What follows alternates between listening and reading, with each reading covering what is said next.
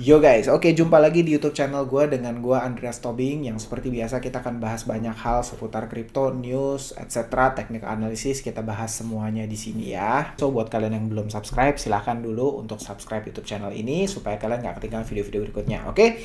Nah untuk kali ini seperti biasa di minggu malam gue masih akan ngasih outlook Bitcoin untuk kira-kira next week ya, khususnya buat kalian para traders. Kira-kira Bitcoin bakal kemana, mana level yang menarik untuk ditradingkan, atau sebetulnya apakah ada alts yang berpotensi ya. Itu yang lebih kayaknya bakal gue bahas mengenai alts ya. Anyway, pertama gue akan start dulu dengan Bitcoin ya teman-teman ya. Kalau untuk Bitcoin seperti yang kalian bisa lihat ya, menurut gue dari yang sejak minggu lalu gue bilang ya, bakal boring sih menurut gue, nggak akan gitu banyak movement yang berarti, walaupun secara long term target gue masih sama, nggak berubah ya. Tapi ini kan kita bahas minggu per minggu dulu ya, nggak berubah. Gue masih consider Bitcoin akan boring ya, boring sideways di sini. Busetnya tebel banget. Oke, bakal boring sideways di sini dulu sebelum akhirnya membuat keputusan ya. Keputusannya nanti bakal kemana ya kita lihat sama-sama ya. Walaupun berdasarkan perspektif analisa gue pribadi masih menuju 35.000 terlebih dahulu sebelum 50-60% crash gitu ya. Tapi belum tentu gue bener loh ya. Sekali lagi belum tentu gue bener ya.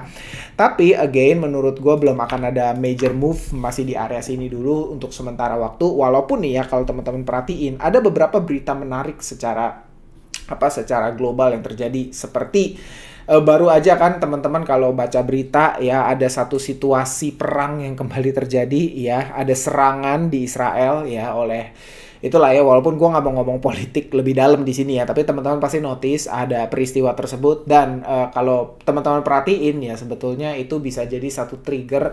Tapi again lah ya, gue nggak mau terlalu bikin analisa yang terlalu spekulatif terlebih dahulu. Tapi banyak sekali analisa yang berkata bahwa dengan pecahnya hal seperti ini bisa jadi akan ada more printed money dari US ya, tentu untuk mendanai ya itu ya mendanai aktivitas tersebut gitu.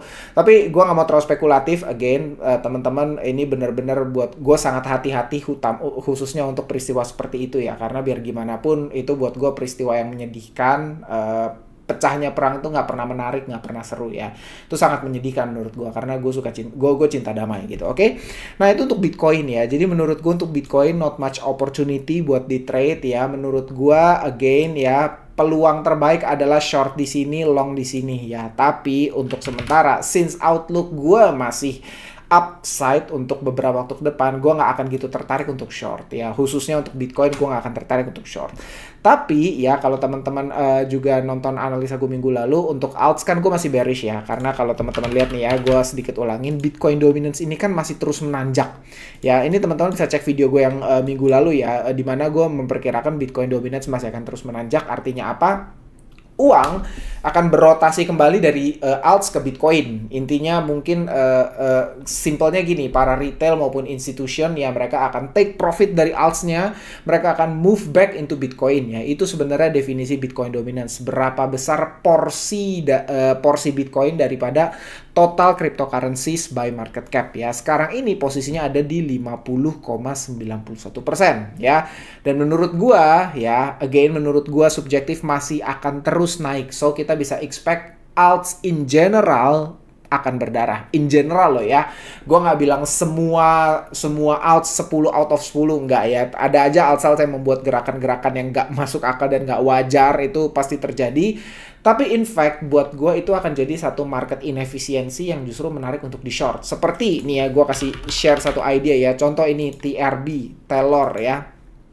Ini aneh banget, ini gue buang dulu aja. Ini aneh banget, kalian bisa lihat tiba-tiba suddenly membuat movement up sampai berapa tuh? Kalian bisa lihat sampai 6 kali lipat, sampai 600% ya. Out of sudden ya, tiba-tiba ada, gue juga jujur nggak ngikutin si newsnya apa, tapi naik 600%. In my personal opinion, justru ini adalah great short opportunity ya. Gue nggak akan gitu tertarik untuk spekulasi long di sini ya, tapi justru bisa jadi ini adalah great short opportunity ya. Ada beberapa titik ya yang possible untuk terjadi retrace back-nya. Kalian bisa lihat di sini ya, kalian bisa lihat ini sebenarnya gue nggak bilang technical analysis di crypto seperti ini akan akurat 100%, enggak, ini cenderung spekulatif ya. Pada dasarnya kan technical analysis kita mencoba memperkirakan ya, mencoba menganalisa market behavior secara psikologis berdasarkan chart ini ya. Kira-kira jika sentuh hit angka sekitar segini, mungkin 73, 75 ya, otomatis para retail traders akan bergerak untuk sell ya. Makanya di sini ada some kind of resistance ya. Makanya resistance kan ciri-cirinya ada pergerakan, ada impulsive move ya. Jadi kalau misalnya di sini balik arah jebret cepet ya, otomatis itu resistance. Demikian juga yang terjadi di sini gitu ya, kira-kira kayak gitu ya.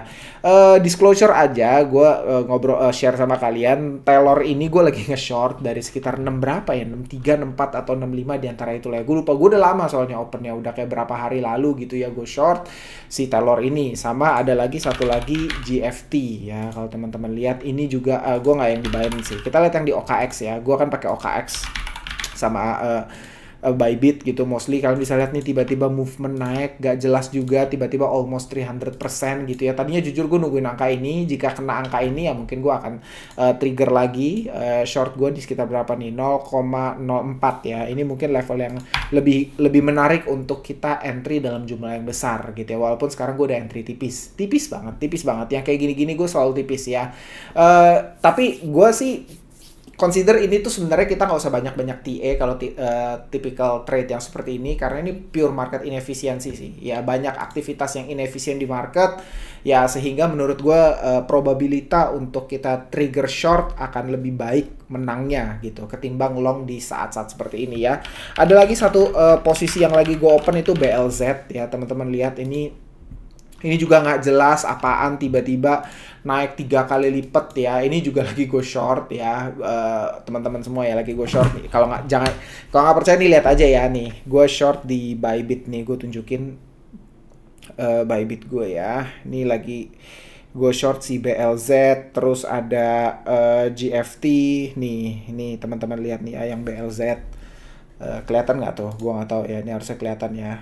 BLZ, GFT, sama ada Kaspa juga lagi gue short gitu ya. Itu pernah gue share di TikTok outlooknya. Ya, itu outlook gue untuk saat ini ya. Again, karena gue masih bearish untuk alts ya, khususnya yang udah membuat impulsive movement seperti ini. So, ya ini buat gue setup yang menarik lah untuk di short. Tapi itu outlook gue untuk minggu depan. Menurut teman-teman gimana? Kalau ada feedback, let me know in the comment section. Kita bisa discuss bareng-bareng. Oke?